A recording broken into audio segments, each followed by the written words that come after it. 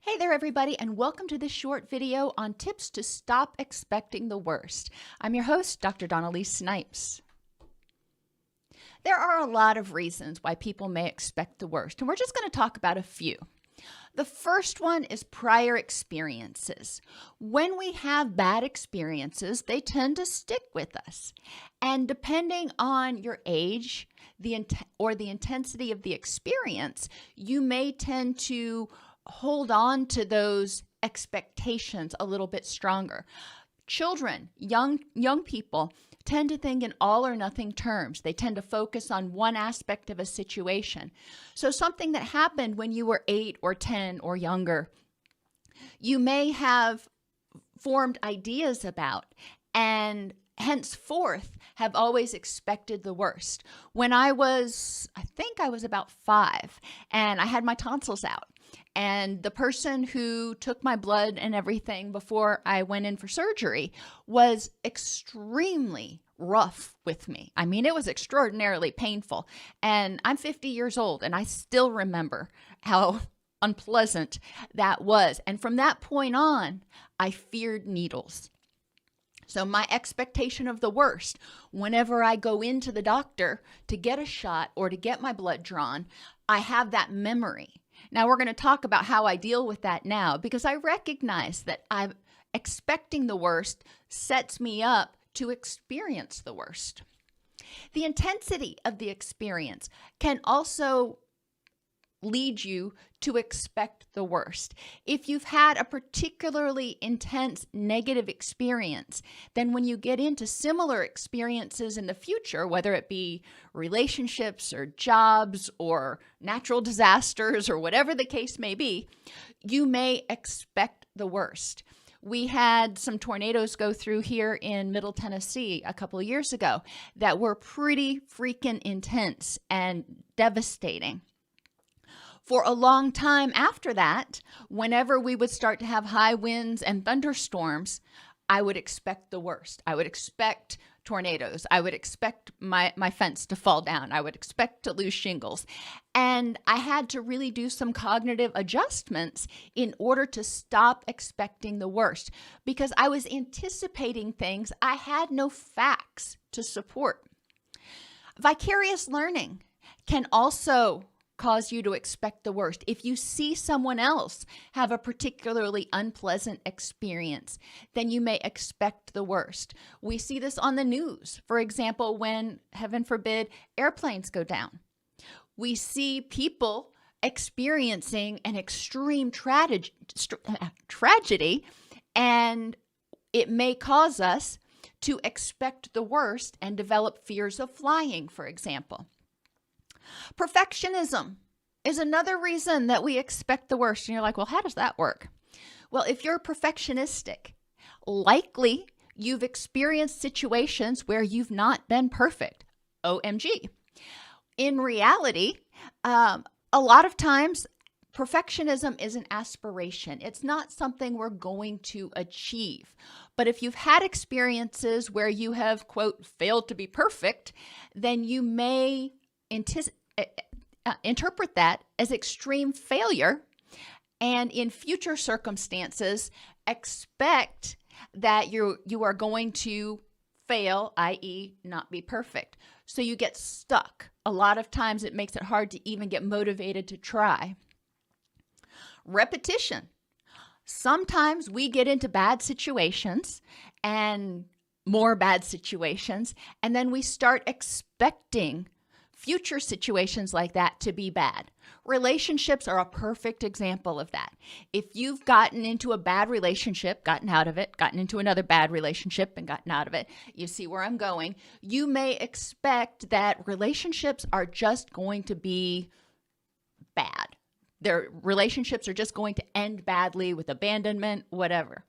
And it's important to recognize that when you've had a series of situations, that there are things that you can do in order to not set yourself up to expect and maybe even create the worst case scenario, which takes us to self-fulfilling prophecies.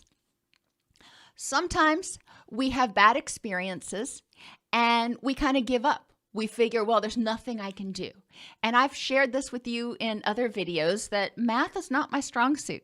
When I was in high school, I didn't really study for math tests because I felt like, well, what's the point? I don't get it. I'll never understand. Why try? So guess what? I failed my math tests. I'd squeak by with a C.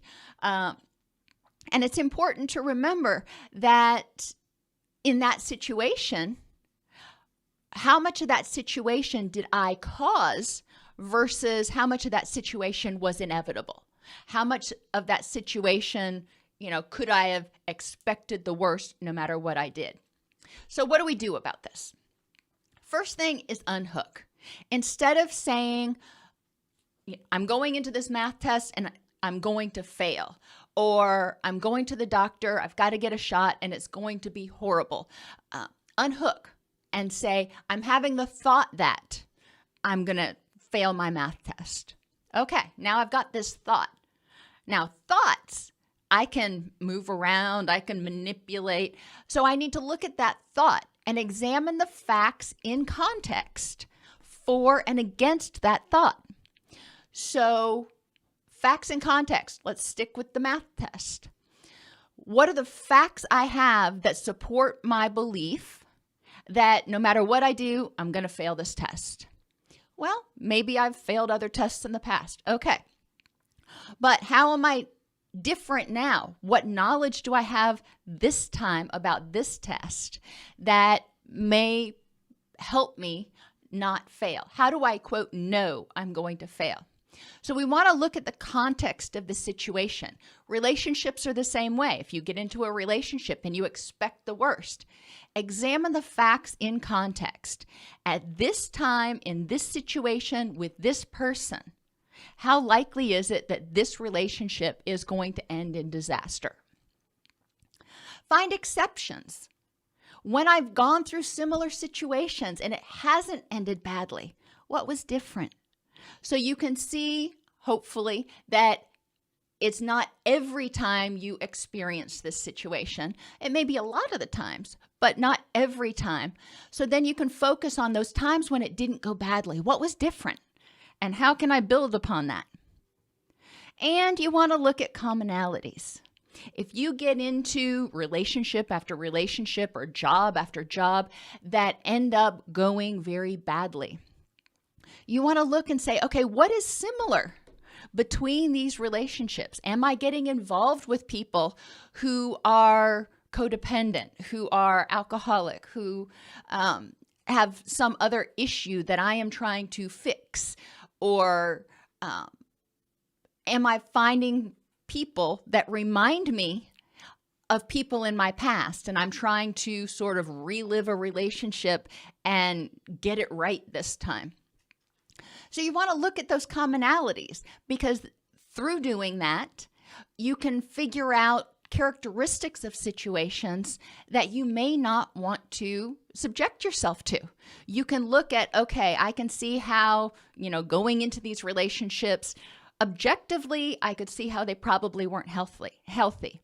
I can see now from, a distance looking back that these jobs that I took, I can see now how that probably wasn't a good fit for me. And I'm learning from those situations what I need in the future to prevent catastrophic endings. And try to eliminate extreme words. You notice I said try, so I'm not even saying all the time eliminate extreme words. Try to eliminate extreme words like never and always, instead of saying every relationship I get into goes badly, or none of the jobs I've ever had were fulfilling. Let's look at those and identify, okay, well, maybe that's true. But were there aspects of those relationships or those jobs that went well or were fulfilling? If so, okay, let's build upon that. Let's start creating this profile of what you're going to look for in the future so you don't repeat the past.